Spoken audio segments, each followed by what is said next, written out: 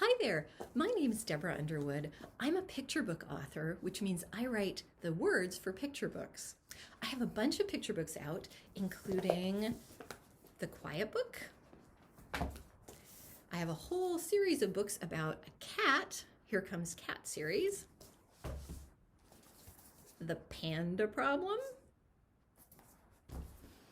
And Ducks. Quack.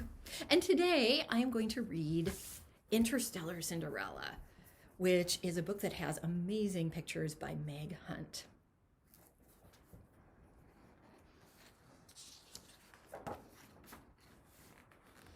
Interstellar Cinderella. Once upon a planetoid, amid her tools and sprockets, a girl named Cinderella dreamed of fixing fancy rockets. She fixed the robot dishwashers and Zoom brooms in her care, but late each night she snuck away to study ship repair.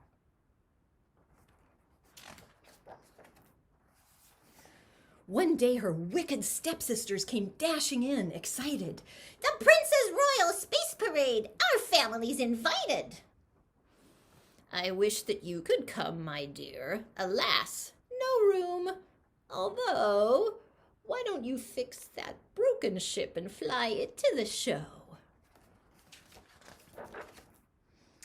If you look closely, you can see her sisters stole her toolbox. "My toolbox," Cinderella cried. "We're stranded here, I guess." But Murgatroyd the mouse sent out a cosmic SOS. And SOS means a call for help. "I'm here, your fairy god robot. I'll make you brand new tools. You'll need a spacesuit too, of course. Atomic blue with jewels. This power gem will speed your ship across the starry sky. It only lasts till midnight. After that, your ship won't fly." "Oh, thank you," Cinderella said. She quickly fixed the rocket, then tucked the sonic socket wrench inside her spacesuit pocket. She zoomed past stars and nebulae and parked beside a moon. The space parade was glorious. Each starship made her swoon. At last the royal ship approached. Her heart was filled with yearning. The ship of Cinderella's dreams. But heavens, what was burning? The prince's spaceship jerked and hissed and spewed a cloud of grit. The prince hopped out. "Oh, blast! What now? My chief mechanic quit." But Interstellar Cinderella knew just what to do. She zip-zapped with her socket wrench. The ship was good as new. The prince invited her aboard. Last stop, Galactic Hall. He said, "I hope you'll join me for the gravity-free ball." They talked for hours of rocket ships. The time went whizzing by. Then Cinderella saw the clock and said, "I have to fly." "But wait," the prince called after her. "Please tell me how to find—" The girl was gone, but she had left her socket wrench behind. The prince sent a transmission to the farthest edge of space. "I'll search the cosmos for her. Now I wish I'd seen her face." "The prince's ship!" Grazilla screeched. Her sister squealed in fear. "The prince won't marry one of us if Cinderella's here." Their mother said, "Don't worry, he won't find her in this house. I've trapped her in the attic with that useless robot mouse." The prince's cargo door revealed a broken craft within. "The girl I seek can fix a ship, so who'd like to begin?" He gave the sonic socket wrench to one, then to the other. Alas, they couldn't fix the ship, and neither could their mother. Cinderella struggled, but the space rope held her tight, till Murgatroyd's robotic teeth cut through it with one bite. "The ship, it's leaving! Wait, what's this?" She made a fast repair, then strapped the rusty jetpack on and blasted through the air. She landed right beside the prince. "That wrench is mine," she cried. She quickly fixed the ailing ship. The prince said, "Be my bride." She thought this over carefully. Her family watched in panic. "I'm far too young for marriage, but I'll be your chief mechanic." Amid her fleet of sparkling ships and friends both old and new, a joyful Cinderella cried, "My stars, dreams do come true." The end. So Cinderella, Interstellar Cinderella, is based on the story Cinderella that you probably already know. And when somebody takes a story and bases another story on it like this, it's called a fractured fairy tale. Or a retelling of a fairy tale. So I just wanted to give you a quick tip for what to do if you want to retell a fairy tale yourself. This is just a kind of a quick way to get started, because sometimes getting started is the hardest part when you're writing.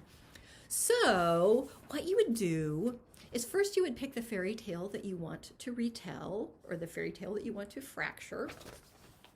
And then you would just make a list of things that you think of, all the things that pop into your mind when you think of that fairy tale. So, for instance, for Cinderella, you might think of Cinderella, the stepmother and the stepsisters, the prince's ball, the mouse friends that she has in some versions of the story, the pumpkin that turns into the carriage, the fairy godmother, and the glass slipper. And then what you do is think of substitutes for those things.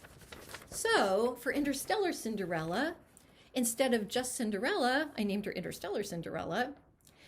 Instead of actually the stepmother and the stepsisters, they're pretty much the same, right? They're just kind of mean. The prince's ball, though, we have the royal space parade instead. Instead of her mouse friends, she has Murgatroyd, her robot mouse friend. Instead of the pumpkin that she goes to the ball in, there's a broken ship that she needs to fix. Instead of a fairy godmother, she has a fairy god robot. And instead of the glass slipper that she leaves behind at the ball, she leaves behind her sonic socket wrench. So if you wanted to do a retelling of Snow White, for example, you would just make a list of everything that pops into your head when you think of the story of Snow White. So you might have a list that looks something like this: Snow White, Evil Queen, 7 dwarves that she meets, the diamond mine where the dwarves works in some versions of the story, poisoned apple, and the kiss from the prince that wakes her up. And then all you would have to do is think of things that you're going to use instead of those things. So maybe instead of Snow White, maybe her name is Snow Purple. Maybe it's Hail Cesar. Maybe it's Bob, just Bob, because it doesn't have to be a girl that's in the story. It could be a guy. How about the Evil Queen? You could have an evil plumber. You could have an evil potato. Or maybe she's trying to get away from an evil camel. Instead of the 7 dwarves, maybe she meets 7 serpents. Or maybe she meets 7 toothbrushes. Or maybe she meets 7 dancing bananas. How about the diamond mine? I don't know. How about the poisoned apple? I don't know. How about the kiss from the prince? I don't know. Those are things that you get to think of. So I would encourage you to just start off with a list like that and kind of use that as a roadmap for when you're writing or telling or drawing your own fractured fairy tale. And I hope that you do it because they're a lot of fun.